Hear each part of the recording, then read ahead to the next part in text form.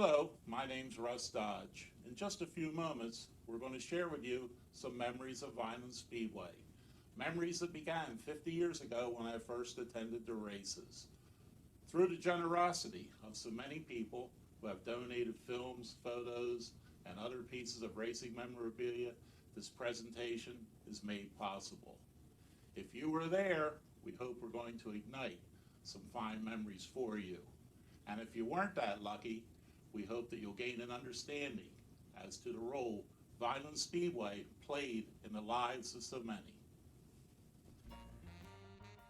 It's a beautiful spring day as we head down Delsey Drive, checking out the sights from the back window of our station wagon on our way to the opening show of the 1961 racing season at Vineland Speedway.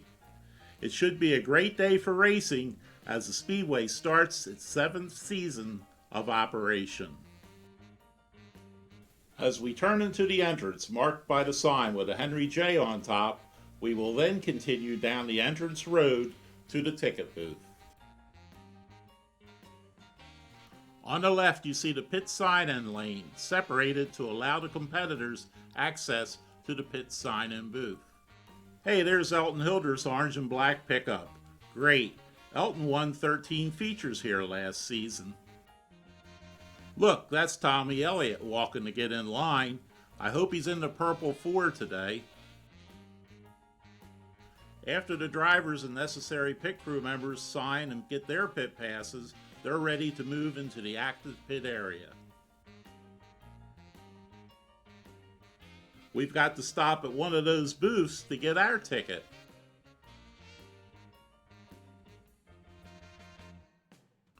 From our position above Delsey Drive, Route 47, we are looking west at the Speedway, with Sherman Avenue to our right. Note there is nothing but wooded land completely around the Speedway complex. This was before the manufactured housing development between Delsey Drive and the Speedway existed, and also Cumberland County College and Route 55 was constructed. An original poster for the opening show at Vineland Speedway. The date, Sunday, April 3rd, 1955. The main entrance to the Speedway, marked by this sign, would be located in the middle of College Drive at Delsey Drive intersection if it were standing today. The sign with its Henry J on top became an icon for the Vineland Speedway and remained intact several years after the Speedway closed. Arriving in the spectator parking lot, the back of the grandstands would be to your right. This lot would be filled to capacity for the opening event. Crowd estimates of over 10,000 were reported for that day. The official opening of the facility brought out the following dignitaries: Mayor John Gattone, second from the left facing the camera; Stan Grasso, Charles Nocco, track president; Judge George Stanger, and Senator W. Howard Sharp. Note the crowded grandstand behind the fence and the formal dress of many of the spectators. With the opening ceremonies completed, the cars were lined up for the first race ever to be run at the Speedway. The winner of this first qualifying heat race was Paul Walker from Milton, Delaware.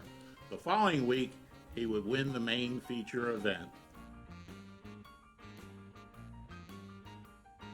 However, the feature event on opening day was won by local rising star from Atco, New Jersey, Al Tasnady, driving the red number 44 owned by Vineland businessmen Romeo Gelsey and Toots Armelini. Taken after the races, this photo shows Tony Caccaro on the left, then Toots Armelini, Romeo Gelsey, Al Tasnady, and Bill Nocco on the right. Al Tasnady, simply referred to as Taz for the remainder of his career, would continue to dominate this opening season by winning 12 feature events. Make sure you check out the people in the background for friends and relatives. The red car Taz drove to those many wins carried the number 44. Of note, Ken Marriott of Baltimore, Maryland, who was second on the winners list with 6 feature events, drove a bronze race car carrying the number 44 also. This is 1955 and we're looking at racing action at the new Vineland Speedway. There's the Morgan Body Shop Flying Zero on the back straightaway. That's Otto Harwey in the 999 pushing the 6-cylinder Clifford Special number 35, getting it started in the infield. Notice that the pits are located in the infield this opening year of the track. When the trees are removed for building the speedway, hey, there's Jackie McLaughlin. We have to interrupt. Jackie is becoming one of the rising stars. There he is with his lucky checkered shirt. Anyway, they found there was a sugar sand base over the entire property, so they had to put 6 inches of gravel to build up the sub-base before they could start construction of the speedway. The clay was brought in from the Jesse Morey Company's Clayville Switch, and that is what was used to make the racing surface. In that opening year, the announcer's booth, oh, by the way, that's Harry Reeves. He was the president of the Interstate Stock Car Racing Association and the Vineland Flagger. To get back to the infield, it was filled with the pits and the scorer's tower, which was a block structure where the announcer and the track scorers could officiate and take care of the races. Before the start of the 1956 racing season, the structure and the pits were moved outside of the oval to allow spectators to have better visibility. Check out the first turn. There are the freebies up on the hill, and it didn't take promoter Bill Nocco too long before he placed a corrugated sheet metal wall to block their visibility. However, for those who could climb, they always managed to see the show somehow for nothing. Again, this is the opening year, 1955. There's Al Tasnady in the winning number 44 coupe. Otto Harwey in the Sonny Dornberger 999. This was the 4th of July, 1955. It was a scorcher of a day for racing at Vineland. As you can tell by the dust, and you can see umbrellas blocking the sun for some of the spectators, trying to stay cool as they watch the hot racing action during this holiday show. Here are some more cars. That number 4 sedan is owned by Jimmy Pagnum and Tony Roberti. The blue 4 with the red trim. Tony Roberti would continue to field cars for the entire decade that Vineland Speedway operated. Again, we are looking at the first turn. You can see the surface is sort of breaking up, and after a bit, it starts laying down black rubber, developing a groove through the center.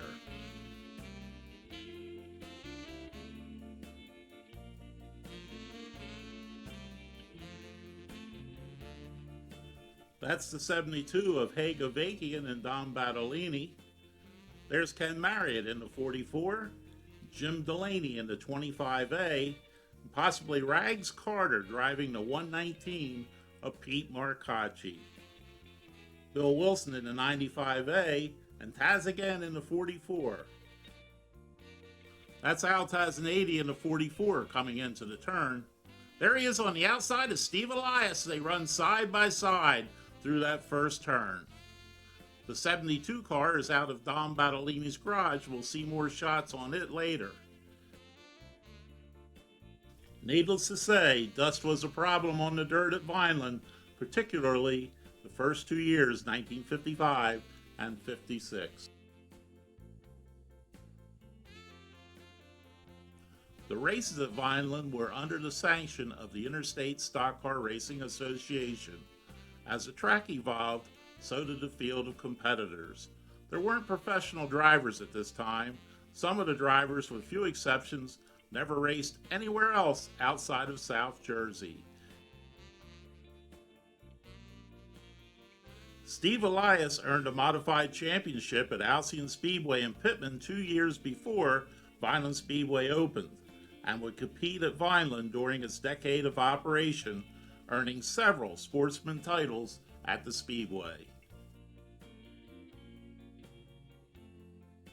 Dave Watson poses with the Don Battolini Hagovakian number 72 Sportsman. Bill Hill from Woodbury came to Vineland with experience gained at other South Jersey speedways. Bridgeton's Jimmy Marks had trouble nailing down a feature win at Vineland, but did so at least at 2 other speedways.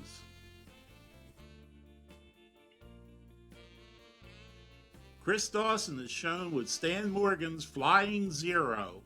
Morgan fielded his yellow and red coupes the first 2 years that the Speedway operated. Here, Andy Sarcletti is shown with the Morgan Body Shop Flying Zero. Ray Burris is shown with a red number 43. Burris, while all not related, was a name synonymous with racing at Vineland. Bill Burris provided records for the Speedway for years.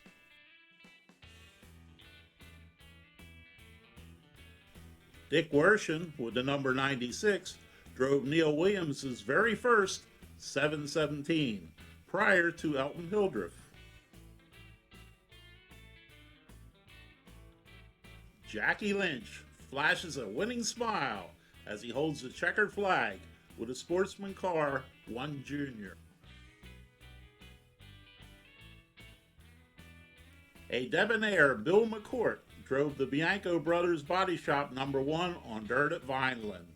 Later he would drive the 16J before the famous wildman Elton Hildreth took the wheel. Pictured is Johnny Flake, who drove Dave Anderson's car shown in this photo, and also Joe Table's 1 Senior, which will be seen later. This late model stock car racing action was filmed on May 6, 1956. This 50-lap event was tied into a Sunday afternoon of modified sportsman racing.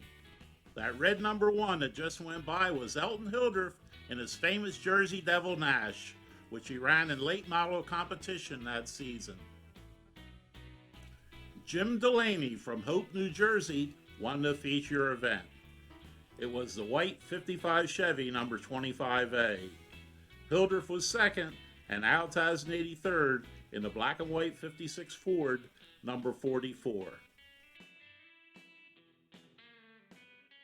Adding to the obvious dust problem of the day was a complete regular show of stock car racing. The feature event was won by Bill Hill, followed by Jimmy Marks and Al Tasnady third.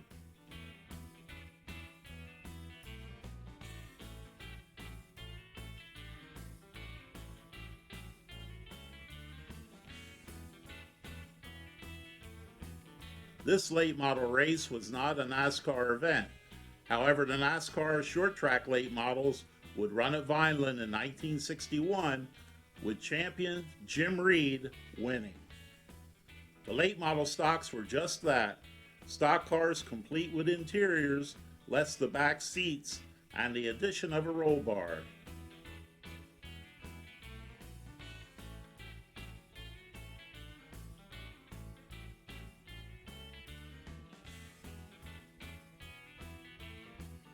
There's the checkered flag as Al Tasnady comes to a stop after finishing third on 3 wheels.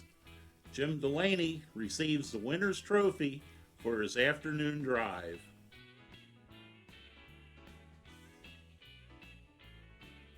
While the majority of the cars that competed in the opening season returned for 1956, a new car appeared for competition, the Case Farm Equipment 300, shown here with driver Jackie McLaughlin. Spurred by the success of the 44 owned by Toots Armelini and Romeo Gelsey, another group of Vinelanders of Italian descent, which included Joe Bastizzi, Pete Crescitelli, and others, decided to slip to Baltimore and buy the bronze 44 driven by Ken Marriott to many wins in 1955. They repainted the car Case tractor colors that of orange and cream and numbered it 300 after the Case 300 tractor. Their plan was to put an end to their buddies Jelsi and Armelini's dominance at Vineland Speedway. This displays the level of serious competition generated by racing at the local hometown track.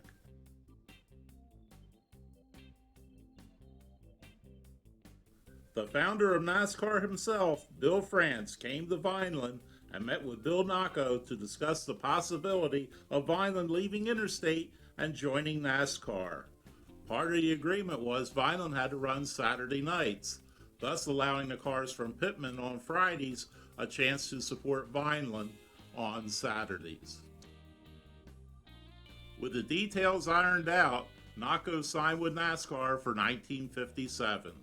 One result was the formation of a second category of racing called hobby cars. This division would allow participants to race for less money invested in their equipment. While a few drivers dropped down out of the modified sportsman division to race hobbies, a new crop of talented drivers appeared. The Higbee brothers from Fortescue were good examples of talent developed in this division. Bunky, pictured here, would end up being one of the all-time winners in the hobby division and run in the modified sportsman division later in his career. Brother Harry would become a feature winner in the hobby division also. Another local talent was Jack Kupski from Millville with his 504, a number shared with the house he lived in, I believe. Walt Lauerman was also a strong contender, losing his life to a non-racing medical issue soon after the Speedway closed, will always be remembered. Dom Steffieri checks out the 526 after a crash in the fence. A real gentleman and a good example of a local driver in the hobby division. We will look at some other drivers later on after the track was paved for 1958. Many of the cars that ran Pitman on Friday nights supported Vineland, as was the intention for these two nights of racing when they were aligned under the NASCAR banner. There's Dick Worshin in the 96, and as they come through the turn, you'll see Elton Hildreth in the black and orange 717. Elton drove that car most of the summer, then purchased the original 16J from Millville's John Reginick near the end of the 57 season. As we view racing during the 1957 season, keep your eyes peeled for these three cars in particular. The red 44, previously driven by Tasnady, now driven by Ken Marriott.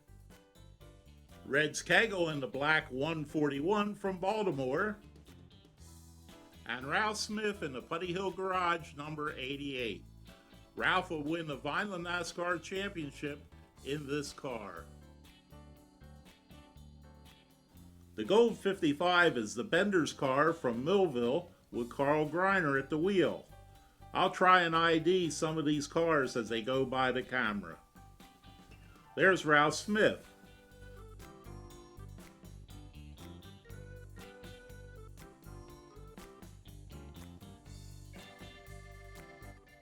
We see Jackie Lynch's one junior going by in the middle of the field on the back straightaway.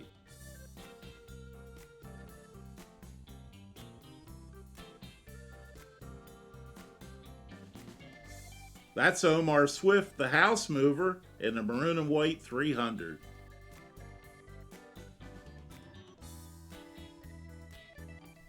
Frankie Snyder is in the 2 Junior, which is a black Chevy coupe. That body style and color, a little different from Frankie's usual red number 2. That's Bobby Becker in the blue and white 210 coupe.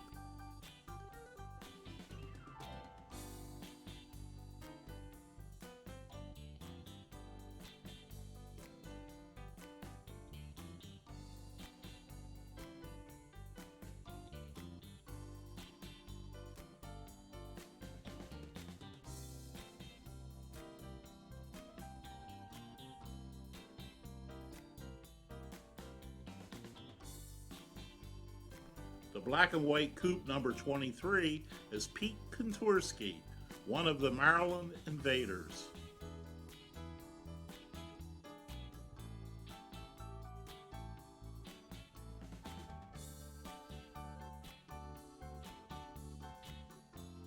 The brown 47 is Fred Mears.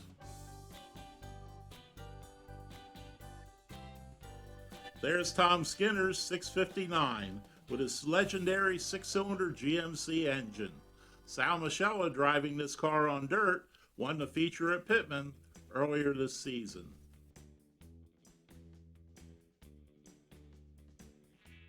Again, the Neil Williams-owned 44 Coupe with Ken Marriott, Michella in the 659, and Pat Farabella's 56W, driven this day by Frankie Snyder. You can see the wheel-to-wheel action. That's Don Stumpf in the 2. Stumpy would hang around Vineland and win several features after the track was paved.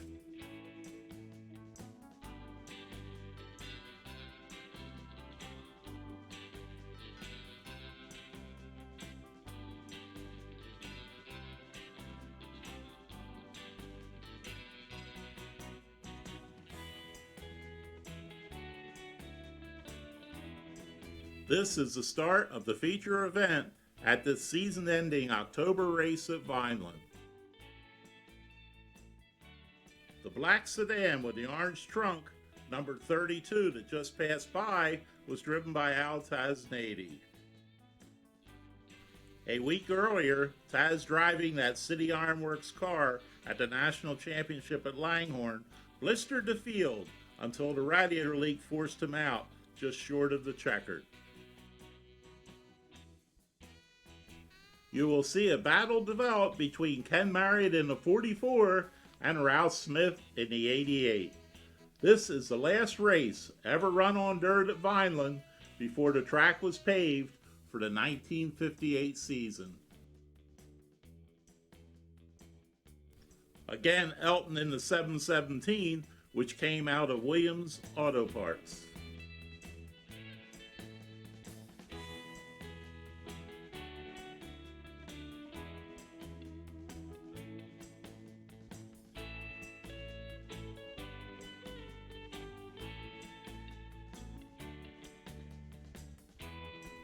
We end the dirt period with a few photos of some crashes and smashes, but first we want to recognize some of those who made racing safe. Here is the ambulance crew from the Millville VFW. Here are the members of the fire safety crew from Tomasella Fire Equipment in Hamilton. They were always on the job with their Jeeps and extinguishers for quick responses. This was one of Al Tasnady's worst in his career. Note how the roll bar gave way.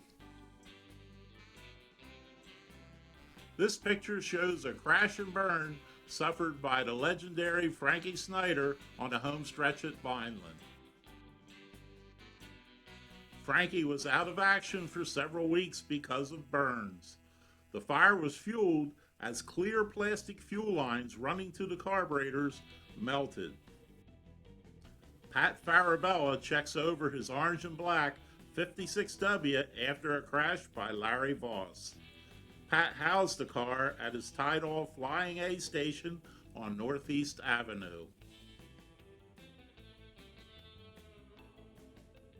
John Hayes was really flying this Sunday afternoon.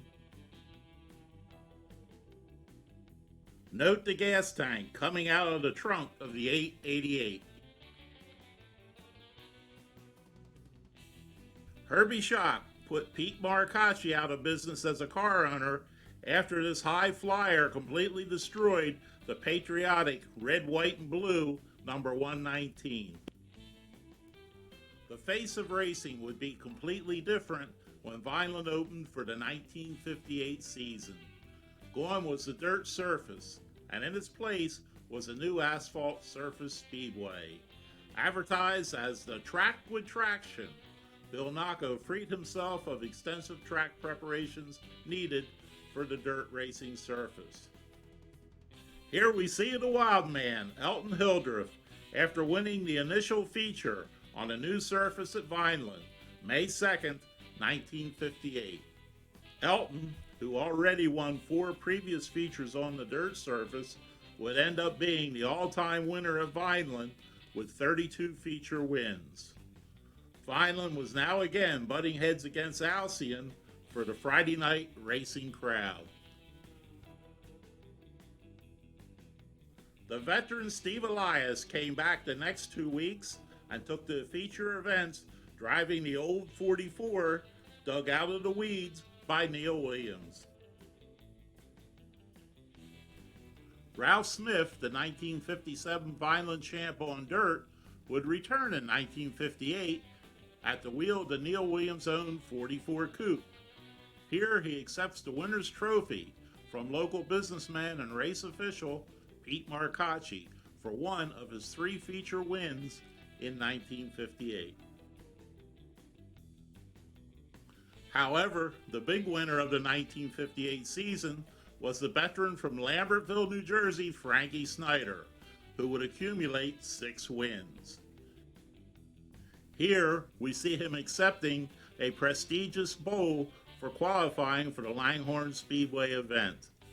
Note Frankie's driving suit and the wear on his right front tire. Asphalt racing brought a new field of cars and drivers to join the holdovers from the dirt days. Here, Carl Monk Keller, the veteran from Pottstown, would be a Vineland regular. Monk is pictured with a 95A and its owner, Walter Woodland. Sportsman regular Jackie Hart and his powder blue coupe, which he purchased from Bobby Allison. Bob Trout, with the Bridgeton Spring Works No. 14 Sportsman, owned by his father Jim, began his career at Vineland. Bob had some exciting learning experiences. What an ad this would make. Gone for a brew. Rahway's Pete Frazee will be remembered for his performances at the wheel of the Joe Race 41 and Woody Johnson 68, pictured here. Steve Elias ran the final duration of Vineland at the wheel of Walt Tate's 07, gaining several sportsman titles. Jim Hoffman was always fast in his pink Buick-powered number 11 racer. Tommy Elliott was always smooth, whether in the famous Lincoln XL1 or the Orchid 4 of Matty McMahon, pictured here. The number 3 driver in all-time wins at Vineland, Wally Dallenbeck. This photo taken in Dick Barney's red number 14, which carried the Mr. Pop's Extortion Special painted on the side, carried Wally to his dominating 1963 and 64 seasons. Finally, the potent XL1, pictured with Joe Kelly. When Joe was hot with this car, it was rumored that side bets of $500 were offered for anyone who could beat him. Again, just a rumor.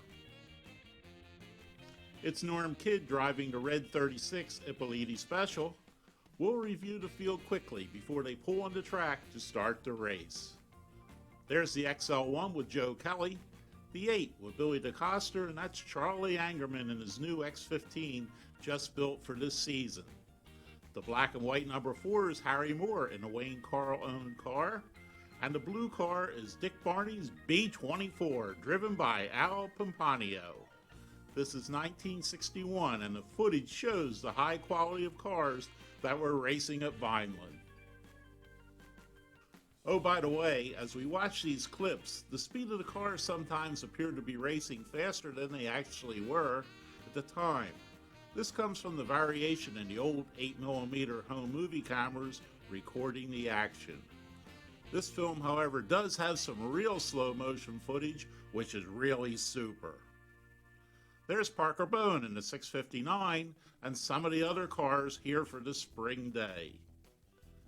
Anyway, it took time to build this field of cars. Making the transition from dirt to asphalt had cut the crowd in the grandstand and the field of cars for competition, and Nako faced the challenge of rebuilding them both. He had quickly found out that dirt track fans didn't particularly like asphalt racing. There's Tommy Elliott in the Purple 4 going by right on the back bumper of the wild man Elton Hildreth. Continuing, Tom Tuso, a friend of Bill Nako, suggested to him the possibility of adding drag racing. Hey, I have to interrupt again. There's so much racing action going on. That's Monk Keller in the 69X. In a few moments, we'll see some slow motion action out of the fourth turn. Check out the right rear tires as they light them up as they thunder off the turn. Watch carefully and you'll see Buttles and then the Jordan Deuce smoking that right rear. Anyway, Nako, following Tuso's suggestion, tried a few drag racing shows using the home straightaway of the oval as a 1/8 mile drag strip. This proved to be an overwhelming success. Uh-oh, Stumpy, look out, you're blowing an engine. Drag racing was new to the East in New Jersey, placing Nako in a battle with the state of New Jersey to rewrite motor vehicle laws that govern racing. All existing laws were written for oval track racing, and he needed new laws that would require only a standard seatbelt and helmet so competitors could bring their street cars in and compete. Oval track rules required roll cages and having the doors welded or bolted shut. Bill was persistent and even a little defiant, but his efforts got the laws changed or amended to allow the sport of drag racing to begin at Vineland. He stressed the idea that his program would take drag racing off the streets and put it under safe supervision.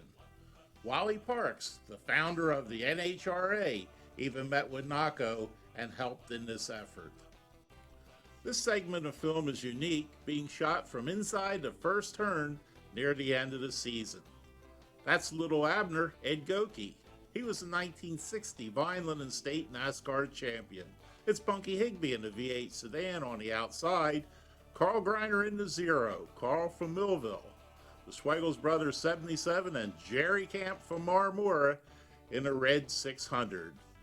Jerry dominated the hobby field of Vineland in 1961 and most of the other tracks he ran. The car ran like a rocket. After this group goes by, we'll move to the pits for some footage and then return to our position.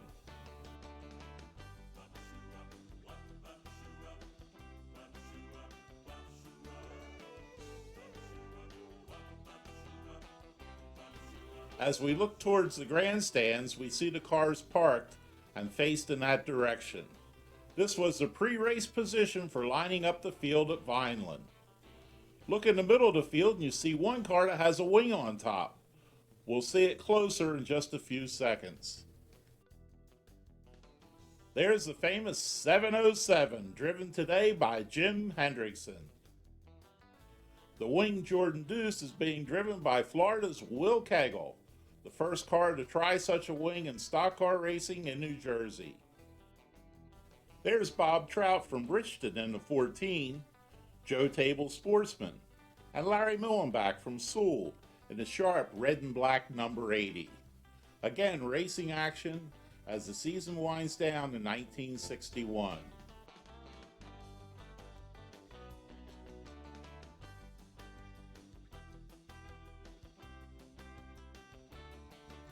An interesting combination of driver and cars shown here is the white and black 95A being driven by Jackie McLaughlin. You can pick the car out as it goes by without its trunk lid.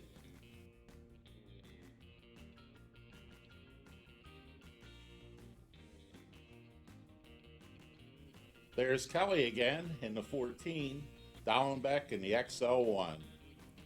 Jackie's comment about the 95A after winning the feature, the most powerful Chevrolet I've ever driven.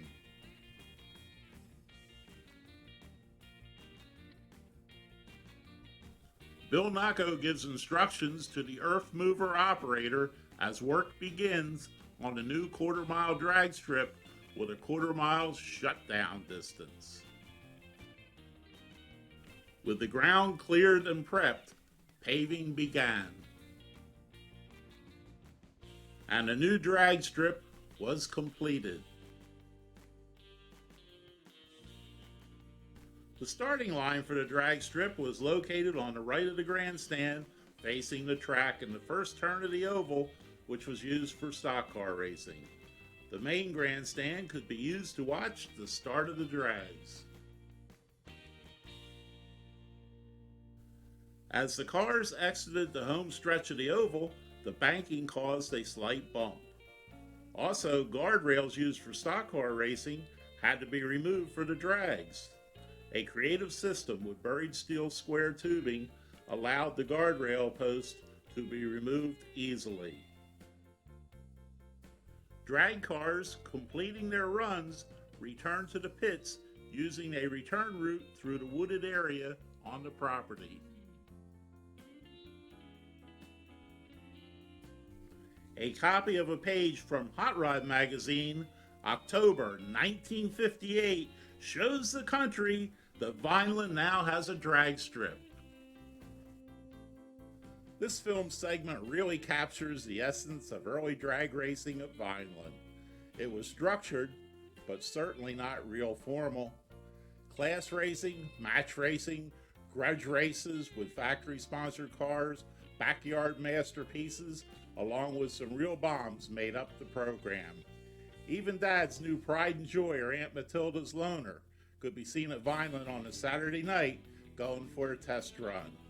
The good son or nephew making sure all the class numbers were cleaned off the windows before gently returning them to their waiting garages.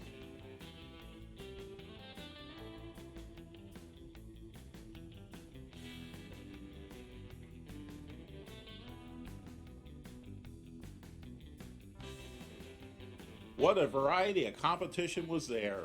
Early rail jobs, cut down and altered coupes, vintage classics, roadsters, pickup trucks, factory stocks, and even foreign compacts were there this day.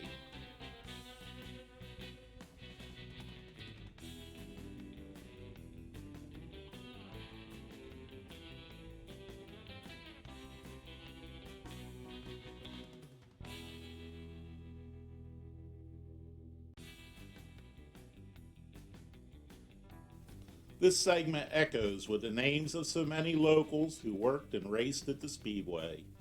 Names like Fiocchi, Troxel, Annister, Quizazza, Busham, Bowman, Blum, Norberg, Gracious, Testa, Hartley, Schattinger, the list could go on and on.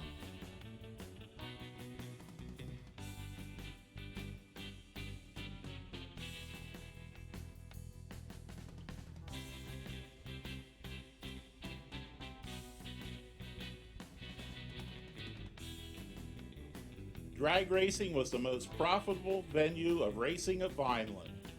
All you needed was a longer broomstick, Bill Nocco said, referring to making the trophies taller, because that's all they usually won for winning a drag race.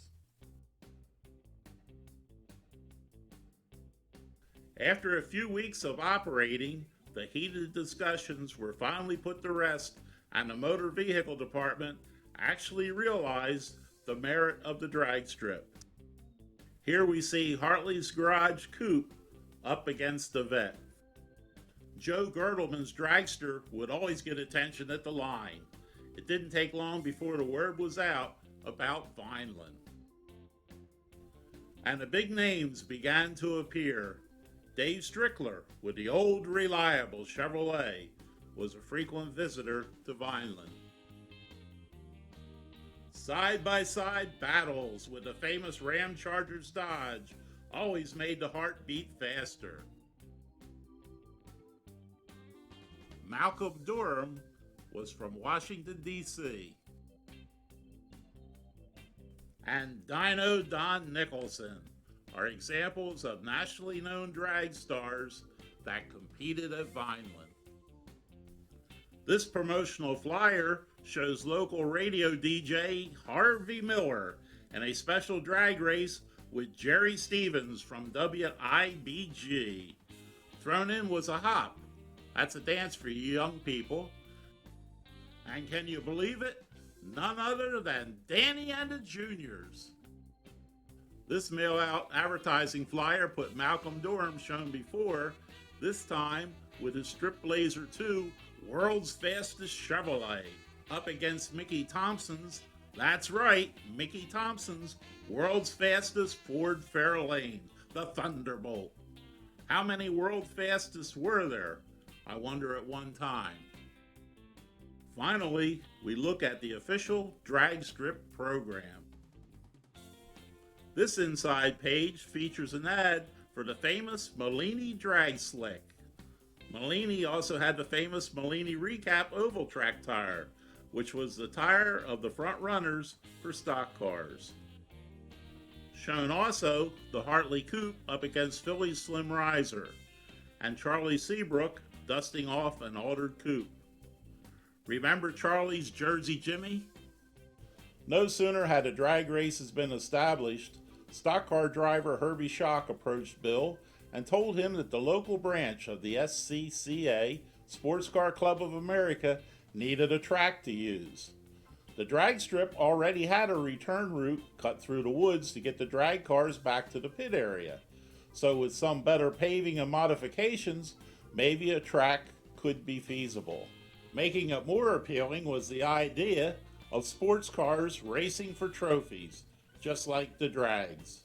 With the help of Jimmy and Benny Diaz, both highly knowledgeable about sports cars from building and competing cars, a 1.125 road course was built and sanctioned by SCCA. Vineland now was perhaps the first motorsport complex in the country to offer a trifecta of auto racing: stock cars on Friday, drags on Saturday, and sports cars on Sunday. There was very little intermingling of fans from each form of racing. Unknown to most of the oval and drag fans was the fact that Vineland was nationally recognized as an outstanding road course facility. Various classes of events were held as we see Monroeville, New Jersey's Stanley Avis and his Porsche-powered VW Beetle in competition. Nationally recognized Porsche driver Bruce Jennings takes a checkered at Vineland. And this driver with his birdcage Maserati went on to be pretty famous: Roger Penske, of IndyCar, NASCAR, and automotive business fame. Many highly recognizable names of the sports car and entertainment world could be found at Vineland: Walter Cronkite, Mitch Miller, Mark Donahue, and Steve Krisloff, to name a few. It was only a natural progression that as soon as the sports car course was established, motorcycle racing will follow on available weekends. The cycles also ran in the same direction as the sports cars, from the right to left, clockwise on the oval. The motorcycles drew a lot of participants just like the sports cars, and again the success was not really known by the stock car or drag crowd. A program from AAMRR Racing in 1964 shows a photo from the opening show that year with the grandstand full. This is a June 13th and 14th program of racing sanctioned by the American Motorcycle Road Racers. From the inside pages, we learn that 6 classes of racing were held, starting with the 125cc's and ending with the unlimited. Notice the size of the crowd. This again shows a full field of cycles on the road course. How would you like to ride in a sidecar and control the balance of the cycle as it screams around the track, reaching speeds in 100-mile-an-hour range with your body only inches off the ground? These riders are not ready to fall over, but were caught coming through the S-turn and leaning their cycles in different directions. These podium winners never noticed how hot it was. The the summer-ending meet on August 25th. The Vineland Speedway had now grown into a motorsport complex, with the original oval being the financial drain in the operation. Ignoring the fact that paving the oval caused many of his fans no longer to support his track, Bill Nocco made a move that would change the face of racing in South Jersey forever, and place him in disfavor with the older established stock car fan base in the area. Nocco was able to obtain a lease purchase agreement of his established nemesis Alcyon Speedway from under the nose of longtime Pitman promoter Bill Vail. The last checkered flag was thrown at Alcyon on Labor Day of that year. Nocco sold the Pitman property with a clause in the sales agreement that the land would never again be used for auto racing. His next strategic move was to boot NASCAR out of Vineland and allow anyone to compete at his oval. The new decade brought new faces for competition at Vineland. The New Brunswick cousins, Wally Dallenbeck, followed by Richie Massing, would develop into a force of the 60s. Wally first moved into the XL1, formerly driven by Tommy Elliott, and won.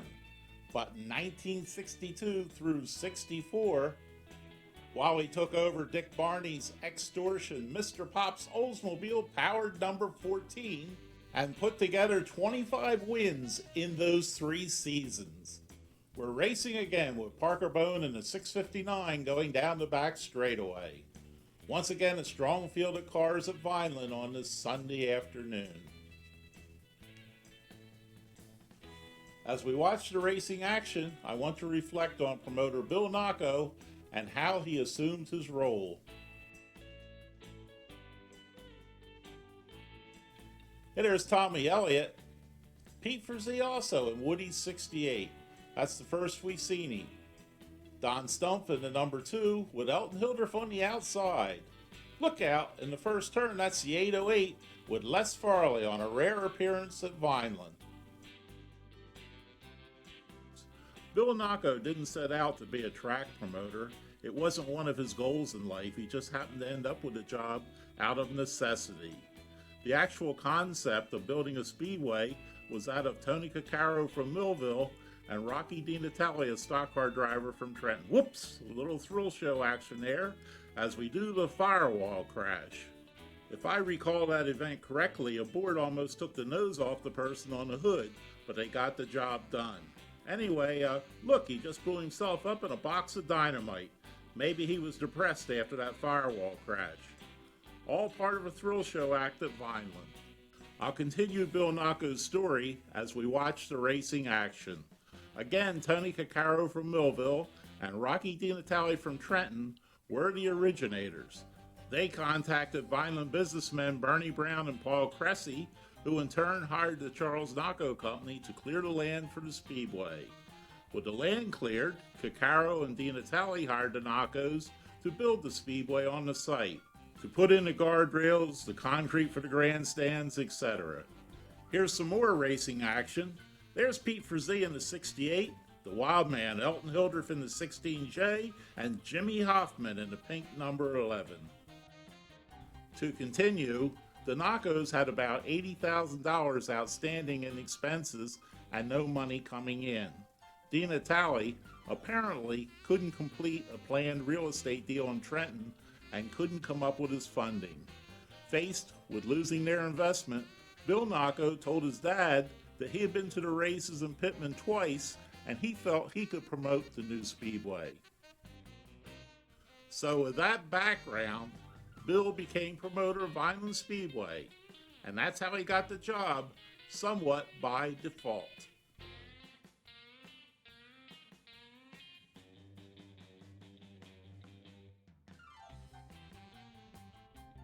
There's Harry Reeves giving the green flag to the field. Again, some more racing action, and we'll try to identify some cars we haven't seen before as they pass by. There's the veteran Steve Elias driving Walt Tate's 07 Sportsman. Steve, a sportsman champion at Vineland. There's a unique car number 9 driven by Herbie Schock. a Chevy-powered car with a Corvette independent suspension built and owned by Jimmy Diaz. The Red 77 is a strong-running car owned by Bob and Adam Schwegel from Millville and driven by Charlie Angerman. There's Don Stives in the Norcia Gold and Black number 81 Sportsman. Jackie Hart with a number 1 on the inside. From Tampa, Florida, Will Kegel with a 24. Jimmy Hoffman with his own number 11. That's Wally Dallenbeck in a brand new Dick Barney car, still in primer without the red paint and lettering. Let's watch Wally and Elton duel it out a little until Wally, well, let's sit back and watch and see what develops.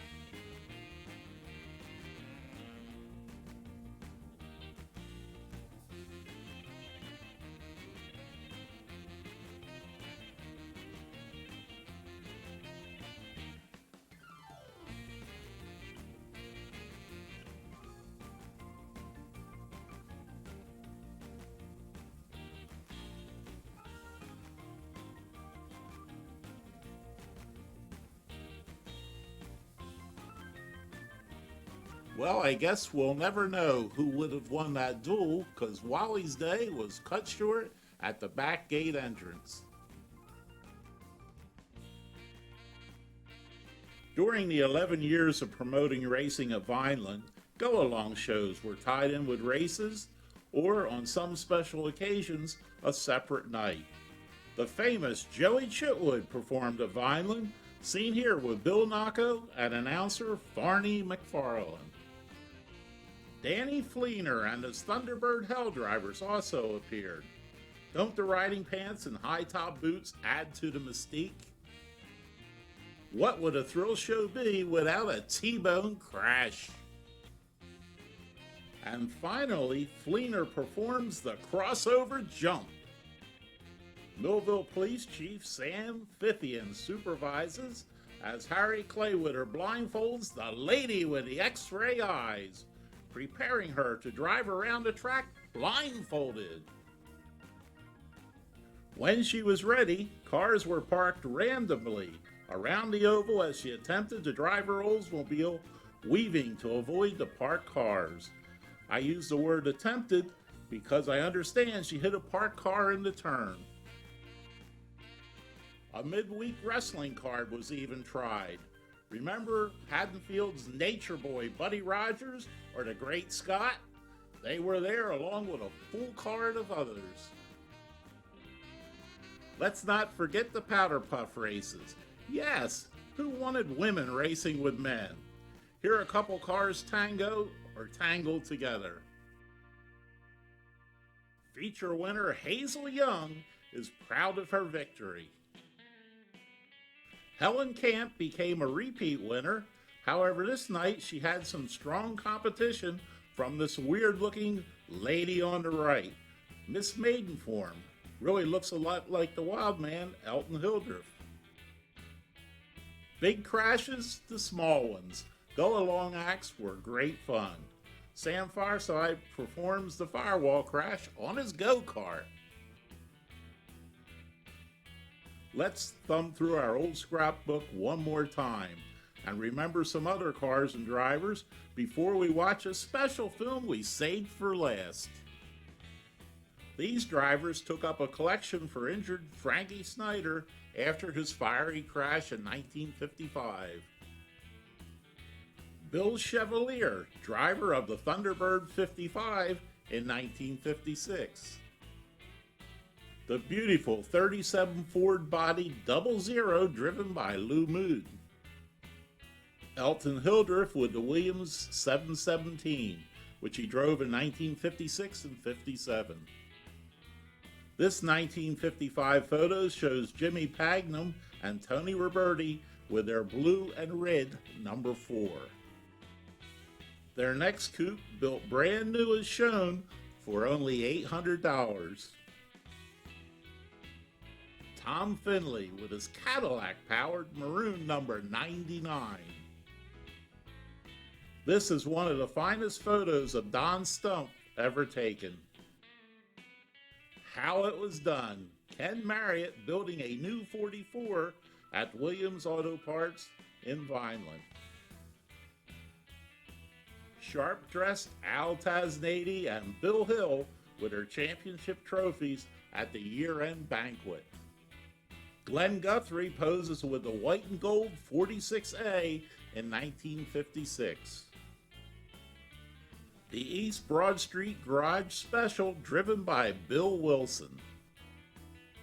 The famous Meatball, aka Leonard Mazzola, in the 95 Junior. The always competitive Norm Kidd. Irv Streets takes time for a Coke. Henry Dorr with the Orange City Ironworks number 32. Local cars supported by local businesses.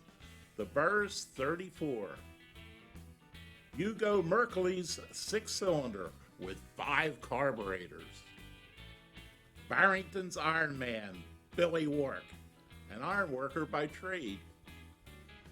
Speedway President Charles Nocco makes a trophy presentation to Larry Voss. The Eastern Express, Otto Harwey, with Sonny Dornberger's $9.99. Otto puts it in the corrugated fence outside turn 1. Hey, that's Don Tuber walking by. George Red Slesher with the Wasselin Junkyard 609. Pleasantville's Sal Michella with Blackie's question mark. Bunky Higby after another win in Jeep Fry's 26. Sportsman champ Steve Elias with Walt Tate's 07 sedan. Steve Elias ran the final duration of Vineland at the wheel of Walt Tate's 07, gaining several Sportsman titles. Bridgeton's Lucky Weber with his L640. Remember, it had a Lincoln V12 flathead motor. This photo shows a young Bobby Marshman in action with the ARDC Midgets. Seeing this picture brings back a great Elton Hildreth story, of which there are many. In 1964, Bill Nocco leased out the food concession to an outside company, which immediately introduced big stadium prices at Vineland to people who were used to down-home pricing. Hot dogs had been 50 cents, they soon became $1.75, for example. Elton didn't like it and felt it wasn't fair to the people.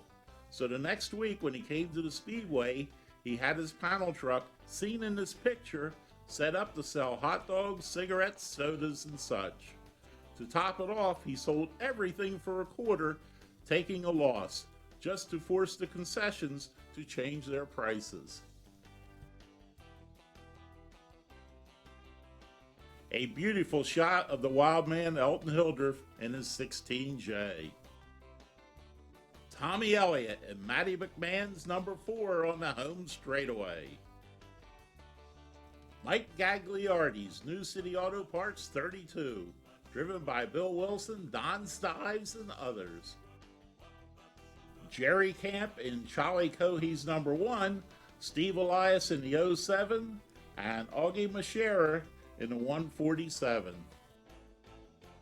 Bill Hess in the Lacombe's Upholstery Shop 3D.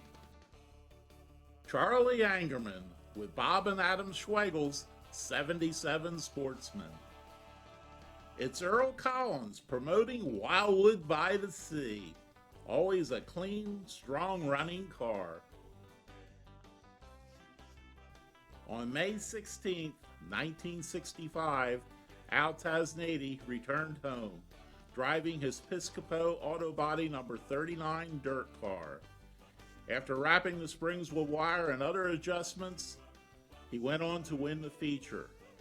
Just one show away from closing the door he had opened a decade before at Vineland. As we close our photo album, get ready to see the rarest of all the Vineland films I've seen. You'll hear promoter Bill Nocco describe Elton Hilder's car in the pits, then see and hear all the sounds and sights of racing on this April day in 1961, closing with the voice of announcer Frank Basil giving the time on the feature event. By the way, Johnny Roberts in the 7 beat the Wild Man that day.